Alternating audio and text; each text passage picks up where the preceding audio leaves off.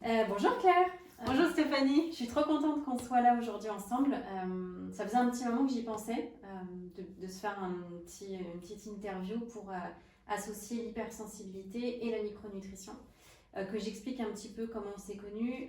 J'ai eu moi-même affaire à tes services. Et à un moment donné où j'ai fait un burn-out il y a presque 3 ans maintenant. Et j'avais besoin de retravailler tout mon équilibre physique, physiologique, mental. Et je savais bien que la partie alimentaire et nutritive était un point hyper important. Et j'ai découvert la micronutrition sur les réseaux sociaux. C'est Nawel Madani. C'est vrai, je Ouais, me souviens de c'est ça. vrai. Je me souviin. La comédienne en parlait et elle en parlait avec tellement de conviction. Elle mettait en avant sa micronutritionniste et à quel point ça lui avait permis d'évoluer dans sa vie, de se sentir bien. Et donc je m'y suis intéressée et je t'ai trouvée en plus dans la même ville que moi. Donc ça c'est cool. Et tu m'as accompagnée à travailler et l'assiette, donc l'équilibre alimentaire, Tout à fait. protéines, fibres, enfin tu le connais mieux que moi, hein. Et la partie micronutriments, tous les compléments alimentaires et comment aller travailler mon stress, mes émotions, mon anxiété, qui était hyper intense à cette époque-là. Et donc tu m'as accompagnée quelques mois sur ce sujet. Et donc en tant qu'hypersensible, je crois que je venais de l'apprendre, que j'étais hypersensible en plus, ou je l'ai appris juste après. Enfin, bon, en tout cas, le lien était top parce que mes émotions, elles étaient au taquet. Et donc voilà, comment on s'est connus. Et donc depuis que je me suis lancée dans le coaching aujourd'hui, j'accompagne des femmes hypersensibles justement à travailler sur leur blocage, sur leurs émotions, mais je voulais aussi leur montrer qu'on peut aussi travailler sur leurs émotions, leur stress, etc. au travers de la micronutrition. Et donc c'est l'objectif de notre échange aujourd'hui pour que tu puisses leur amener ce savoir qui va les aider à aller chercher ça en elles et à avoir des solutions concrètes d'une professionnelle. Merci beaucoup Stéphanie. D'abord, c'est un plaisir de t'accompagner il y a quelques années, quelques temps. Déjà. Et puis, tu avais entrepris par ailleurs aussi d'autres démarches, hein, mais c'est vrai que la micronutrition, le travail sur l'assiette et puis ce que tu avais entrepris par ailleurs, t'ont permis d'avancer, de rebondir. Et c'est un vrai plaisir de te revoir aujourd'hui, du coup, dans ce lancement d'activité de coaching pour les femmes hypersensibles. Et donc, moi je suis contente que tu m'en dises un petit peu plus sur cet univers-là de l'hypersensibilité. Et que du coup, moi, ça me donne aussi des clés pour mieux accompagner encore celles et ceux qui se ressentent hypersensibles. Ouais, exactement. Donc je me suis lancée dans le coaching il y a maintenant quelques mois. Enfin, ça fait 1 an que j'ai attaqué une formation, etc.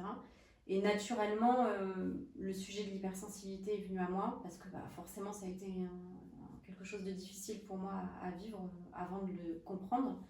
Et donc, j'avais vraiment envie d'apporter toutes les clés que j'ai pu avoir, toute l'expertise que j'ai pu obtenir au travers de mes formations, de ma propre expérience. Et donc, c'était assez naturel d'aller me spécialiser sur l'hypersensibilité et les femmes parce que les hommes aujourd'hui sont peut-être pas encore assez prêts. J'ai quand même eu des hommes qui sont venus à moi pour les coacher. Mais c'est vrai, j'ai choisi les femmes parce que ça me parle quand même beaucoup plus de par mon expérience. Et je voulais quand même rappeler sur l'hypersensibilité, ça tombe bien que tu me poses la question. Je voudrais juste réexpliquer que c'est pas une maladie, c'est pas une anomalie, c'est pas une pathologie, c'est vraiment un état d'être, c'est un fonctionnement inné, on est avec et on meurt avec. Voilà, on a un fonctionnement cérébral qui est différent, on est plus sensible. Ce qu'il faut savoir aussi, c'est que tout le monde a une sensibilité. Si on n'avait pas une sensibilité, on ne pourrait pas vivre, on ne pourrait pas utiliser nos 5 sens. Donc de base, on a tous une sensibilité. Sauf que chez les personnes à haute sensibilité, si on ne veut pas utiliser le terme hypersensible, qui peut être qui est un petit peu péjoratif en fait, hein, hypersensible, ça voudrait dire trop sensible. Qui peut être connoté très pharmaceutique, parce que le hyper est souvent dans les médicaments. Donc c'est plus le terme qui est utilisé aujourd'hui en France, mais il y a des spécialistes qui eux parlent de haute sensibilité. Et c'est pour ça que sur mon compte, libre et super sensible, j'ai voulu jouer sur le côté super sensible parce que ça peut devenir à un moment donné, quand on a compris et qu'on a réussi à en faire une force, c'est vraiment une sensibilité qui est supérieure et qui est hyper intéressante.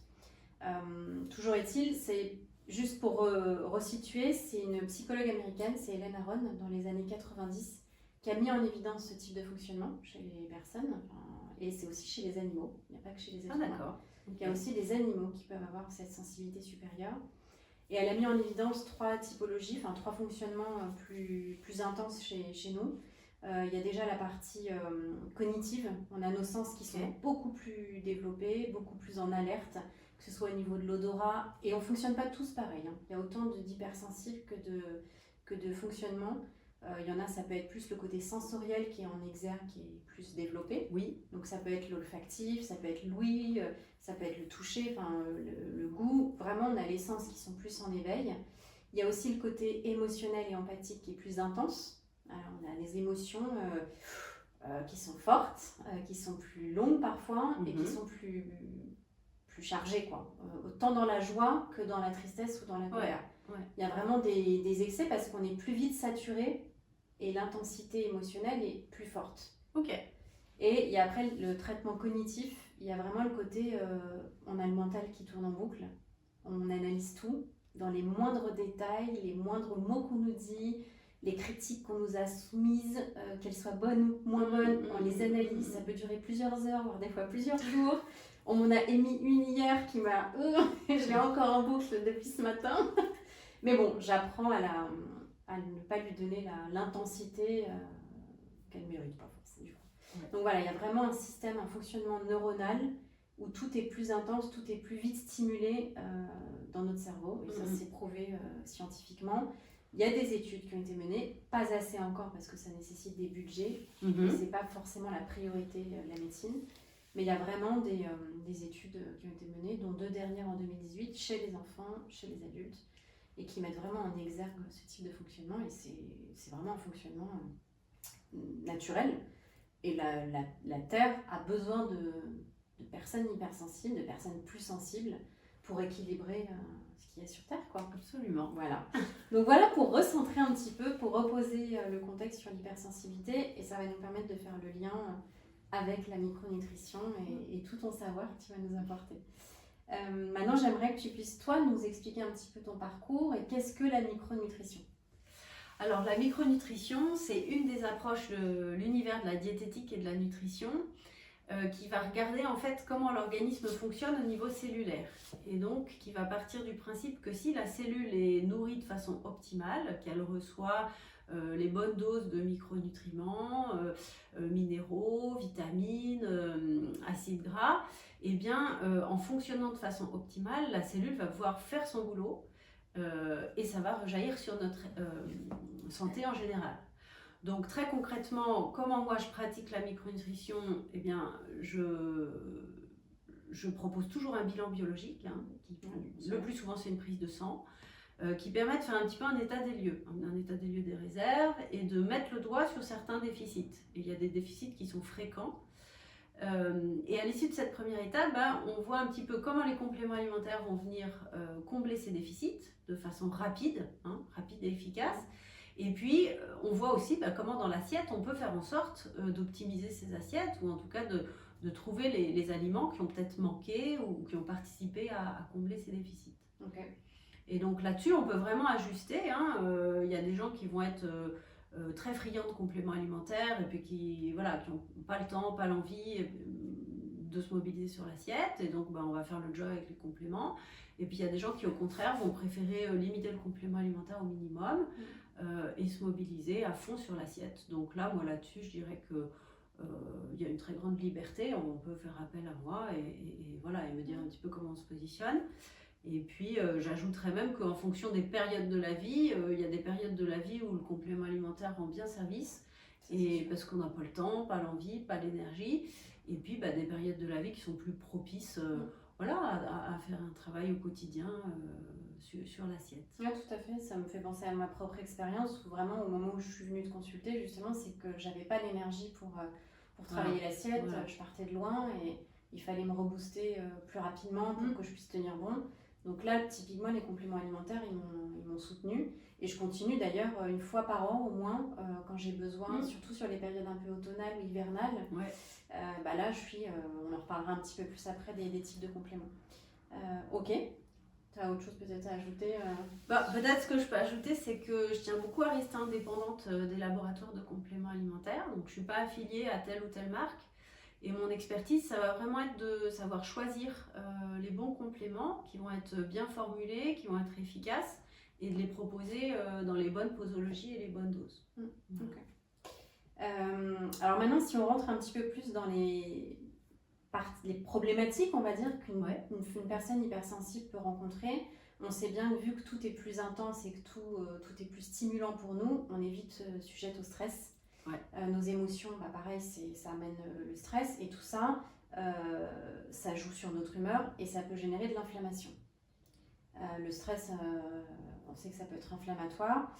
Du coup, j'aimerais que tu puisses nous donner des conseils, comment toi, avec la micronutrition, tu peux nous aider les personnes hypersensibles à travailler sur le système nerveux, justement, à essayer de le réguler pour qu'il retrouve un peu sa sérénité. Alors, c'est très intéressant ce que tu dis parce que y a les émotions, d'une part, et puis il y a la physiologie, d'autre part. Et donc, dans la conception occidentale de la médecine, on a du mal à faire matcher les deux et à dire, mais si j'ai peur, si je suis stressée ou si je suis angoissée, comment est-ce que ça peut provenir de mes réserves en nutriments ? Et en réalité, c'est très intéressant parce que y a des causes physiologiques des troubles de l'humeur, du stress, de l'anxiété. Et donc, il y a 3 stratèges du cerveau en micronutrition. C'est le fer, les folates. Les folates, c'est la vitamine B9, c'est 2 noms pour la même vitamine, et les oméga 3.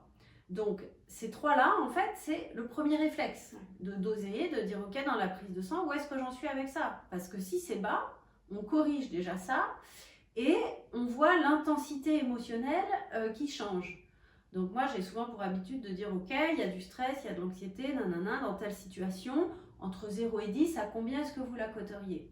Et donc quelqu'un qui me dirait, je suis à 8 sur 10, on corrige le fer, on corrige les oméga 3 quand ils sont déficitaires, et sur le même type de situation, 2 ou 3 mois plus tard, parce qu'il y a des cures qui peuvent être un petit peu longues, en tout cas sur plusieurs mois, on est passé sur une situation équivalente de 8 à 5, par exemple.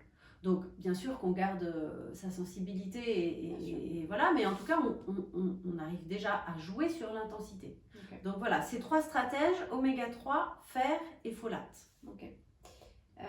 Sur cette partie stress, système nerveux, il y a aussi tout ça, forcément, ça peut avoir des conséquences sur le sommeil. Donc si on se focalise un petit peu sur le sommeil, il y en a qui peuvent être sujettes à des insomnies. Et ça c'est pareil, quand on est stressé, anxieux et qu'on est dans des périodes un petit peu difficiles et charnières, quels conseils tu peux donner aux personnes qui nous écoutent pour aller remédier ? Alors on sait bien qu'il y a aussi des causes plus sous-jacentes et c'est ce que je travaille aussi en coaching, tout ce qui est blocage inconscient, les peurs, les croyances limitantes. Voilà, il y a plein de choses qui peuvent générer aussi du stress et ces troubles du sommeil, mais on peut commencer déjà à trouver des solutions auprès de toi pour venir un peu apaiser et ressortir un peu la tête de l'eau pour affronter la situation. Quel conseil tu pourrais donner pour gérer ce sommeil et Alors, c'est pas évident de donner une réponse comme ça parce qu'il y a des troubles du sommeil qui peuvent être très différents et avoir différentes causes et parfois plusieurs causes. Mais ce qu'on peut dire, par exemple, c'est quelqu'un qui aurait du mal à s'endormir, c'est qu'il y a souvent un petit peu d'anxiété, c'est le temps d'endormissement. Et puis, quelqu'un qui va se réveiller trop tôt, par exemple, le matin, ça va être plutôt une insomnie de stress. Donc déjà, si on arrive à faire un petit peu la part des choses, de dire quel type d'insomnie est-ce que je souffre. Ensuite, quand un sommeil n'est pas réparateur ou qu'il n'est pas complet, il peut y avoir des causes très très variées. Donc évidemment, le volet émotionnel joue plein pot, mais il peut y avoir des causes aussi hormonales. Si on a des douleurs, tout simplement, mal au dos, mal que sais-je, ça réveille. Voilà. Donc en fait, moi j'ai envie de dire que si on a déjà exploré un petit peu les conseils de base, d'hygiène du sommeil, de dire on essaye de se détendre avant de se coucher, d'éteindre les écrans, ou on évite de boire du café trop tard dans l'après-midi ou en soirée si on y est sensible.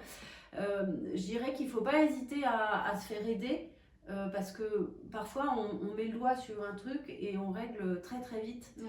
Et alors ça, pour le coup, en micronutrition, il y a un arsenal de compléments sur tout ce qui est stress, anxiété, sommeil. Et donc, parfois, voilà, il y a un truc qui gêne depuis longtemps et très vite, en fait, on trouve une solution satisfaisante. Ouais, chaque cas peut être particulier. De toute façon, il y a toujours un moment donné où on ne maîtrise pas tout, on ne connaît pas tout. Et c'est pour ça aussi que j'avais sauté le pas de me faire accompagner parce que je comprenais plus ce qui allait, ce qui allait plus. Et quand on se fait aider, forcément, on arrive à mettre le doigt sur un truc dont on n'avait pas conscience. Voilà, ça permet de prendre du recul en fait. Hein, Ah oui. le vis-à-vis du coach oui. ou de la micronutritionniste permet de prendre de la distance et puis d'arriver à savoir quelles sont les choses à faire, dans quel ordre, enfin, voilà, je sais pas comment toi tu as envie de le dire par rapport au coaching, mais... oui, enfin, ça permet de faire ressortir des choses dont on n'a pas conscience, déjà qu'on ne maîtrise pas aussi, au travers de quelqu'un qui a déjà parcouru le chemin aussi, et qui a des clés supplémentaires. Du coup, ça me fait rebondir avec le côté stress, anxiété, sommeil, au côté digestif. La sphère digestive, le microbiote, on en entend beaucoup parler, donc on ne va pas non plus s'attarder à rentrer dans les détails scientifiques, mais juste pour qu'on comprenne le lien entre l'estomac, enfin l'intestin, l'intestin et le cerveau. On a le fameux nerf vague là, qui circule entre tout ça. Ça, je pense que c'est très important et c'est vraiment... moi, ça a été la problématique de départ. Le burn-out, c'était vraiment un reset. Enfin, le corps, il saturait. Le système nerveux, il était HS. Et c'est comme si ici, il n'y a plus rien qui passait entre les deux. Et donc, le nerf vague, ça a été vraiment un sujet d'analyse que j'ai fait. Alors, je ne suis pas scientifique sur ce sujet, mais en tout cas, j'ai un peu étudié. Et c'est très important d'aller comprendre que c'est complètement lié et que l'assiette, là, joue un rôle essentiel. Donc, est-ce que tu peux nous dire un petit peu sur Alors, ce lien ? c'est vrai qu'on en entend énormément parler, de ce lien intestin-cerveau. Il est assez contre-intuitif dans la conception occidentale de la médecine, donc ça a été décrié pendant très longtemps. Mais de fait, il y a un lien. On est quand même très nombreux à avoir eu une bonne diarrhée suite à un gros coup de stress. Donc voilà, cet exemple, il est un peu standard, j'ai envie de dire. Mais je l'ai vécu. Voilà, donc là on voit, sur un exemple, on voit le lien. Après, c'est extrêmement complexe, et si tu veux, il y a des équipes de chercheurs dans le monde entier là, qui s'attellent à ce dossier pour essayer de comprendre, essayer de voir quelles sont les familles de bactéries de notre microbiote qui vont pouvoir nous aider sur telle ou telle pathologie, ou au contraire, dans des cohortes de gens qui souffrent d'une pathologie, qu'est-ce qu'on observe dans leur microbiote par rapport à ceux qui sont en bonne santé. Donc ça, sur la dépression aussi. Sur la dépression, sur l'autisme, sur l'obésité, enfin, TDAH, voilà. Donc là, aujourd'hui, les chercheurs, ils sont encore au stade de l'observation, de dire, ok, sur une population d'enfants avec des troubles de l'attention, on observe qu'il y a telle ou telle famille de bactéries qui sont déficitaires et telle ou telle famille de bactéries qui, au contraire, prennent beaucoup de place. Voilà. Donc, tout ça pour dire qu'aujourd'hui, dans la recherche médicale, on est au tout début de l'exploration du microbiote. Et donc, il y a des gens qui disent que voilà, on est à l'aube d'une révolution de la médecine. C'est vraiment ce qu'on ressent. Il y a un vrai truc qui se... Enfin, quoi, ça donne... ça paraissait tellement logique, mais en même temps, la médecine, elle est tellement centrée sur certaines thématiques. Et justement... comment, avec ce que tu connais aujourd'hui et ce que tu sais, comment est-ce que tu peux conseiller les personnes pour mieux nourrir son microbiote et que ça fonctionne mieux entre intestin et cerveau, quoi ? Alors ça, c'est une question très simple, Stéphanie. Alors, une réponse très simple, du coup. Donc voilà, la réponse très simple, c'est que pour bien nourrir son intestin, son microbiote, il faut donner des végétaux. Donc les végétaux, c'est les légumes. Les légumes, les fruits, mais ça va être aussi des oléagineux, donc c'est les noisettes, les amandes, etc. Et donc, c'est vrai que dans notre alimentation moderne, on peut être un petit peu pris par le temps, à la fois dans les préparations, à la fois pour trouver des légumes de qualité, parfois ça décourage. Mais je dirais que ça, c'est le premier conseil. Alors, sauf exception, manger des légumes en quantité tous les jours. Légumes verts, rouges, oranges. Toutes les couleurs. Donc, là-dessus, si vous n'êtes pas habitué à manger des légumes tous les jours, un premier conseil, ça peut être de dire pas un jour sans légumes, pas un jour sans fruits. Ça peut être un premier objectif. Et puis, si ça fait déjà partie de vos habitudes, qu'il y en a un petit peu tous les jours, vous pouvez augmenter les quantités jusqu'à 400 grammes de légumes et 400 grammes de fruits par jour. Et donc, pour donner un peu un repère, 400 grammes, c'est à peu près une grosse poignée. Okay. Voilà. Donc, ça veut dire que, idéalement, ça prend vraiment une bonne part dans vos assiettes. C'est la plus grosse part de l'assiette, d'ailleurs. Pratiquement. Après, c'est quoi une assiette justement, c'est la question suivante. Qu'est-ce qui est à prioriser? Qu'est-ce qui, pour le coup, est à éviter? Et après, une assiette un peu type qui peut être OK Alors, je dirais, oui. Alors, je dirais que là, il faut pas faire des raccourcis trop brusques parce qu'il y a des sensibilités personnelles. Et puis, dès qu'on touche à l'assiette, il y a aussi vraiment des questions de goût, des questions d'habitude, des questions d'éducation aussi. Donc ça, je dirais, c'est ce qui fait aussi la force de l'accompagnement, c'est de pouvoir dire, ok, voilà comment c'est aujourd'hui chez moi, et ok, qu'est-ce qu'on fait pour progresser. Mais globalement, quand même, un conseil qu'on peut donner, c'est de dire, essayons de réduire les produits industriels. Donc tout ce qui est préparé par l'industriel, plutôt que par nous. Voilà. Donc ça, c'est quand même une grande directive de dire, essayons de réduire les produits industriels et de faire monter en puissance les végétaux, les légumes et les fruits. Je me souviens d'ailleurs quand on avait commencé l'accompagnement, et j'avais trouvé ça bien, c'est que c'était pas radical dans le changement de l'assiette. C'était c'est quoi aujourd'hui que tu consommes, comment tu le consommes, c'est quoi tes habitudes, et comment aller dans les habitudes de chacun, aller trouver comment réajuster tout en douceur. En douceur sans que ce soit brutal. Donc évidemment, tout ça, c'est un process pour l'avoir traversé pendant plusieurs mois et années. C'est vraiment un process de... on se rééquilibre, mais on ne se met pas la pression à vouloir tout changer d'un coup. Parce que sinon, on lâche. Exactement. Et on ne tient pas sur le long terme. Voilà. Et ça prend du temps. Il faut juste avoir ça en conscience. Moi, ça a pris du temps et je continue encore aujourd'hui à comprendre, à découvrir. Mais en tout cas, ça marche si on se pose et qu'on est accompagné, encore une fois, avec les bonnes directives. Et après, on est complètement autonome sur la gestion de son assiette. Et, moi, je me recomplémente sans forcément te reconsulter. Tout à fait. Voilà, j'ai la base, j'ai ce qu'il me faut. Et c'est ce que tu dis est intéressant, vraiment, en douceur, en fonction de sa propre histoire et de son besoin. Quoi. Voilà, moi je tiens beaucoup à être pragmatique, c'est-à-dire qu'il ne s'agit pas de faire une grande leçon de la nutrition idéale et théorique. Il n'y a personne qui a une vie théorique et idéale, donc voilà, on cherche.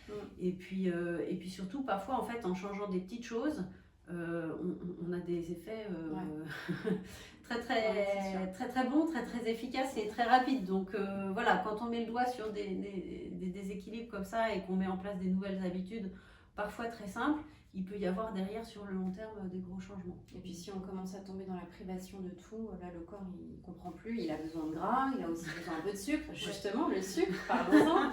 La glycémie, quand on est plus stressé émotionnellement, on peut avoir envie de compenser le côté émotionnel, donc c'est le petit doudou, le petit réconfort sucré qui fait du bien. Mais voilà, attention à que ça ne devienne pas un réconfort régulier, courant et quotidien.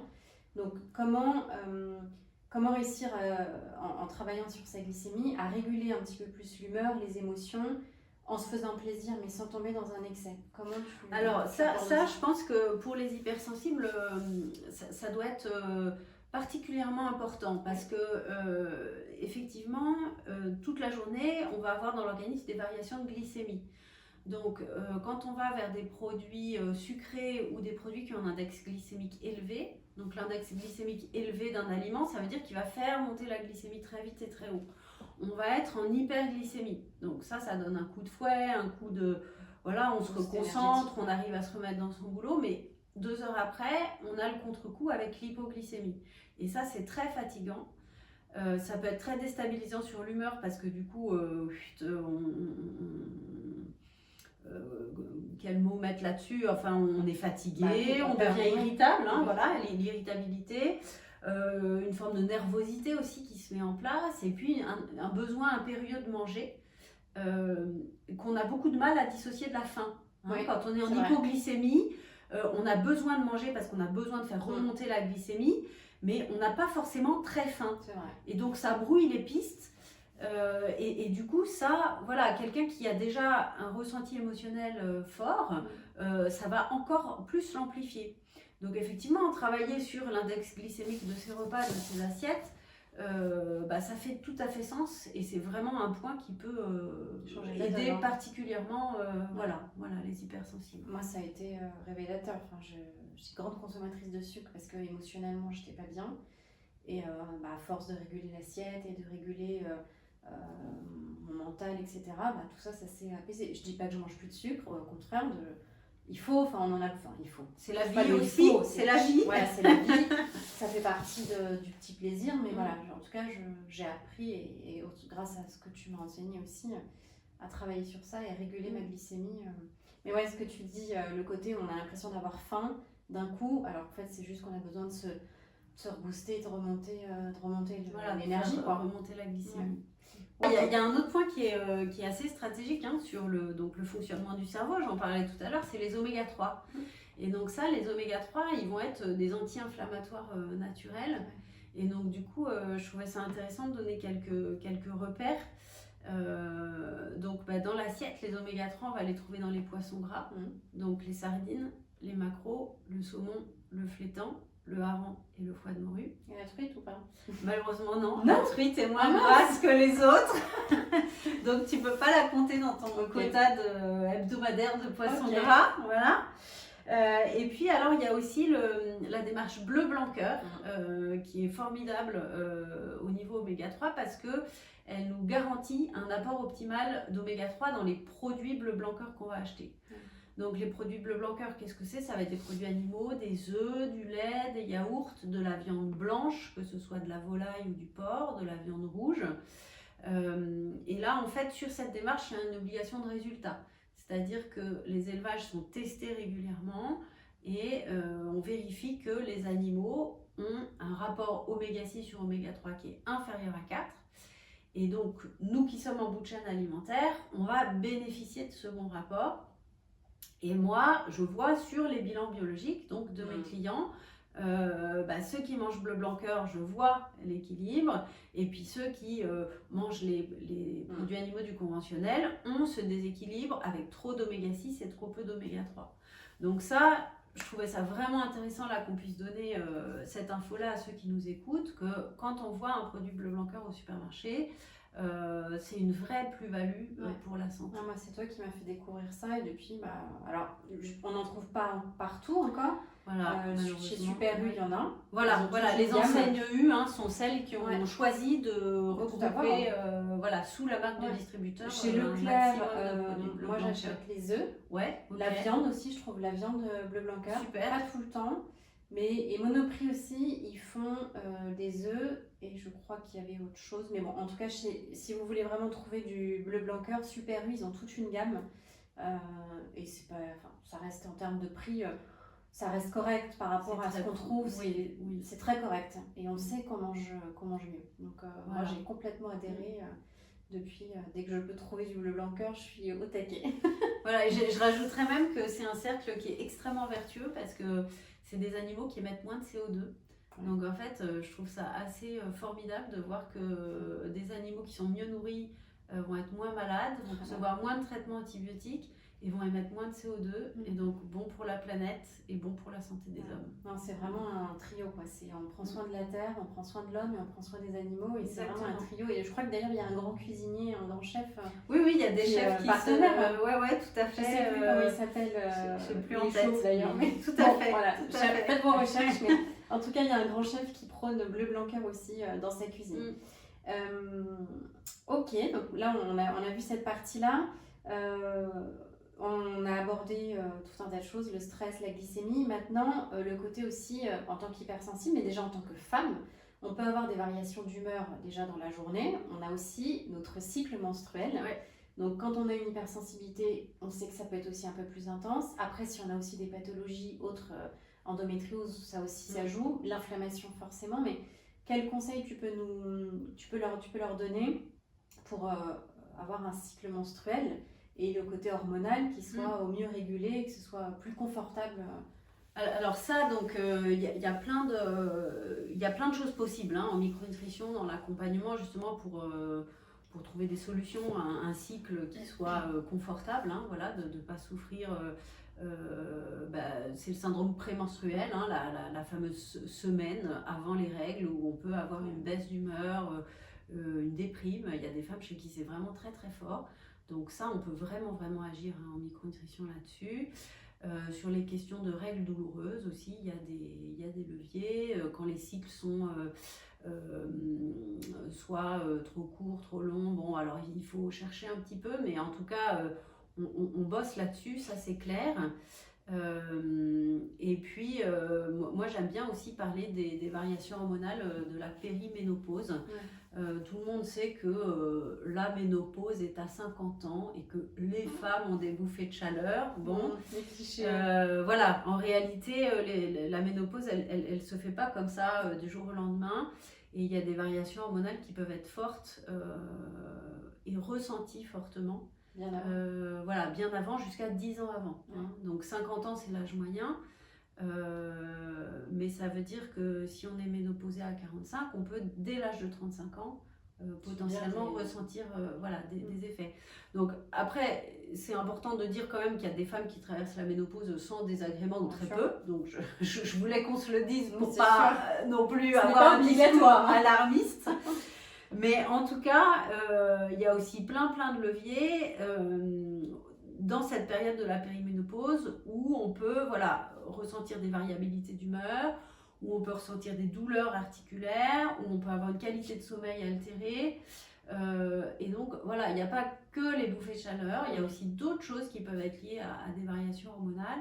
Et donc ça, il y a des leviers avec la micronutrition. Et je dirais que moi, je prends plaisir à accompagner sur ces problématiques-là. Et du coup aussi à réfléchir, en tout cas à accompagner la réflexion de mes clientes sur le choix de la contraception et ou d'un éventuel traitement hormonal. Voilà. Donc ça fait partie des sujets, qu'on ça, c'est important, tout à fait aborder ensemble en accompagnement. Un point qu'on n'a pas encore abordé aussi, c'est on a parlé pas mal des compléments alimentaires, donc tu as parlé de la vitamine B9, des oméga 3 et d'autres. Et du fer. Et du fer, maintenant aussi, déjà en tant qu'être humain classique, on peut avoir des déficits importants en magnésium, mais en tant qu'hypersensible, on a un déficit qui a été prouvé, c'est encore plus important parce que tout est plus intense et on utilise plus vite notre énergie et notre quota de magnésium, il se déstocke plus rapidement. Donc, qu'est-ce que tu peux nous dire sur le magnésium aussi, sur la vitamine B, surtout quand on a une hypersensibilité, quand tout est plus intense, donc comment on peut pallier à ça et optimiser ça? Et ce qui pourrait expliquer que les personnes hypersensibles aient un taux de magnésium plus bas que d'autres, c'est qu'en fait, quand il y a beaucoup de stress, le cerveau va consommer davantage de magnésium et le magnésium va fuir dans les urines. Donc, c'est vrai que ça, dans les périodes de stress, se complémenter en magnésium, c'est un bon réflexe. Il n'y a pas de risque de surdosage, donc on peut vraiment prendre du magnésium de façon régulière. C'est bien de choisir une forme organique de magnésium qui va être mieux tolérée par l'intestin et mieux absorbée.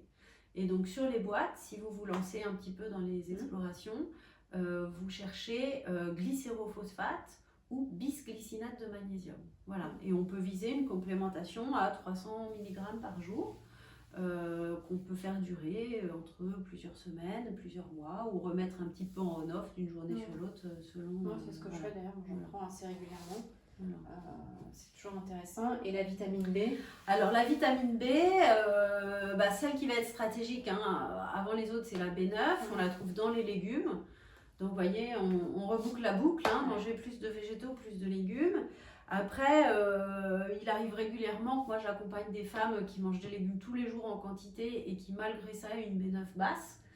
Donc ça, c'est des spécificités d'absorption. Donc je dirais que quand on met le doigt là-dessus, ça veut dire qu'on garde une complémentation au long cours ou pareil, de façon régulière.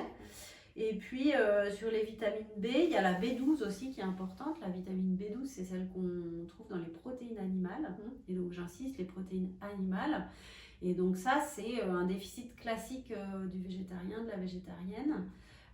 Et ça nécessite d'être exploré aussi en biologie. Et donc là-dessus, il y a aussi une plus-value de la micronutrition avec un dosage de la B12 active qui va être un meilleur reflet de la B12 dans l'assiette que la B12 sérique, qui est celle qui est remboursée sur ordonnance, prescrite par les médecins. Donc on peut avoir une B12 sérique qui est correcte, mais qui va fluctuer en fonction des apports de la veille ou des jours précédents, et une B12 active qui reste faible. Et donc ça peut jouer beaucoup sur la fatigue.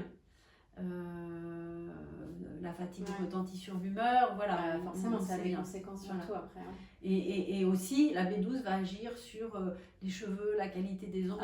Les et alors cheveux. ça, voilà, c'est une motivation supplémentaire. Et les protéines aussi, hein. Enfin, voilà, c'est un point qu'on n'a pas forcément abordé, mais justement, après, tu nous diras un petit peu l'assiette. Ça me fait penser qu'on n'a pas évoqué aussi la vitamine D. Oui. Ça, c'est quand même un point important. Qu'est-ce que tu peux nous dire là-dessus Alors, tu as raison d'aborder ce point-là. La vitamine D, elle est hyper importante. C'est la fameuse vitamine du soleil. Et donc ça, on n'en trouve pas assez dans l'assiette. Donc c'est absolument, absolument indispensable pour tout le monde de se complémenter chaque année en vitamine D. Donc demandez des ordonnances à vos gynécos, à vos médecins généralistes pour des ampoules de vitamine D qui sont remboursées par la Sécu. Il faut en prendre, elles ne sont pas toutes dosées pareil, mais il faut prendre 4 ou 5 ampoules par an, vous voyez, il faut au moins ça, et souvent ça ne suffit pas. Et ce que j'ajouterais aussi, c'est que plus les peaux sont foncées, mates ou de couleur foncée, plus il faut de vitamine D. Ah bah oui, parce qu'ils ont un besoin de soleil plus intense, Non, j'ai pas l'explication physiologique, mais en tout cas, une peau noire a besoin de double par rapport à une peau blanche. Donc c'est d'autant plus important. Et dans les aliments, je reviens juste sur le magnésium, ça me fait penser à quelque chose qu'on avait noté. Certains n'ont pas forcément envie de se complémenter, peut-être. Quel aliment tu peux recommander pour aller Alors, dans les aliments stars riches en magnésium, on va trouver le chocolat noir. Ça plaît, ça. Voilà, ça plaît. On va trouver noir, attention. Noir, voilà. C'est pas du lait noisette. Voilà, noir, 70% de cacao minimum. On va trouver aussi la banane, on va trouver les produits complets, donc le pain intégral qu'on trouve en magasin bio.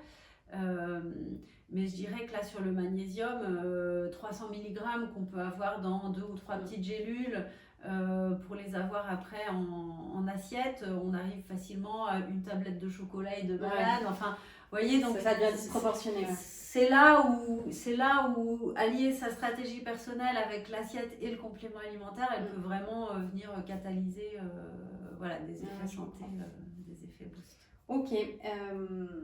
Et alors maintenant qu'on a vu ce grand panel, si tu as une femme hypersensible qui vient te voir, qu'est-ce que tu lui... Alors évidemment, ça dépend de ses spécificités, son histoire, de tout un tas de choses, évidemment, du bilan que tu feras. Mais là, comme ça, pour que des personnes peut-être puissent commencer à initier des choses, quel type d'assiette tu recommanderais et quel type de complément pour démarrer sans forcément avoir besoin de consulter tout de suite ou en tout cas pour initier quelque chose, qu'est-ce que tu recommanderais comme première intention? Sur l'assiette, encore une fois, c'est difficile. Je ne veux pas trop mettre dans des cases parce qu'il y a des sensibilités, des goûts, des tolérances aussi digestives qui peuvent varier, mais des globalement, peut-être. Tous les jours des fruits et des légumes, des protéines animales de bonne qualité, donc bleu, blanc, cœur. Voilà, si on les digère bien, les légumes secs, donc un petit peu de lentilles, un petit peu de fèves, de flageolets, de l'eau, s'hydrater, voilà, viser 1,7 litre, 1,9 litre par jour. Et le thé, tisane, ça compte? Voilà, thé, tisane, oui, tout à fait. Des fois, on entend que, moi j'ai eu plusieurs sons de cloche, c'est de l'eau pure, thé, tisane, ça s'absorbe ça pas de la même façon, mais... Ça participe. Voilà, les absorptions peuvent varier, mais ça participe quand même à l'hydratation globale. Après, sur le complément alimentaire, si on s'y intéresse et qu'on veut se complémenter, il y a des cures qu'on peut mettre en place sans risque. Et du coup, si on commence par les stratèges, en fait, on peut se complémenter en oméga 3. Donc là, on peut chercher des produits qui vont être dosés à 500 mg jour pendant 3 mois. Là, il n'y a pas de risque, on peut faire une complémentation comme ça. En folate, on peut viser 200% des apports journaliers recommandés sur 2 mois. Pareil, pas de risque de surdosage. Le fer, c'est un sujet un petit peu différent parce que là, pour le coup, il y a des risques de surdosage en fer. Donc, il faut rester prudente. Mais on peut se complémenter pendant 1 mois avec un bisglycinate de fer qui va être dosé à 24 mg. Et je dirais qu'après 1 mois de complémentation, c'est bien de refaire une prise de sang, de demander la ferritine.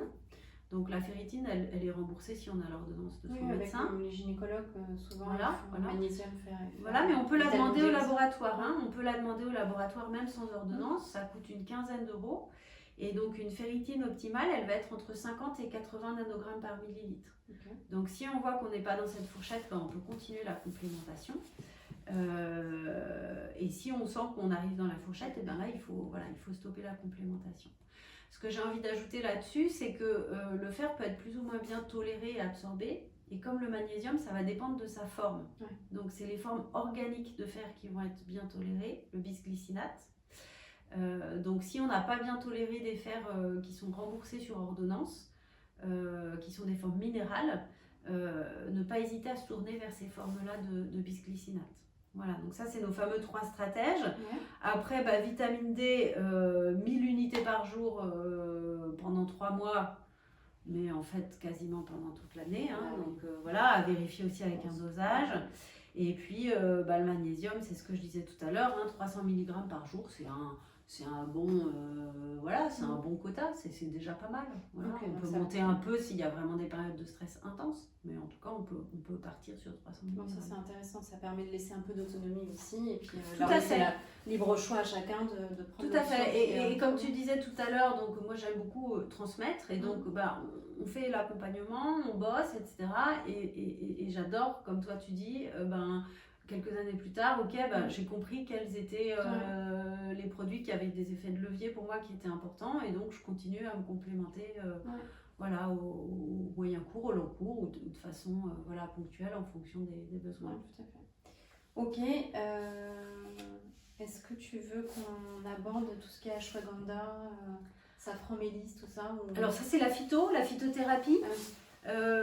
Donc oui, moi je propose de la phytothérapie, des huiles essentielles, mais j'aime bien les utiliser en deuxième intention. C'est-à-dire que vraiment vérifier là ces minéraux, ces acides gras essentiels, vérifier qu'on est à flot.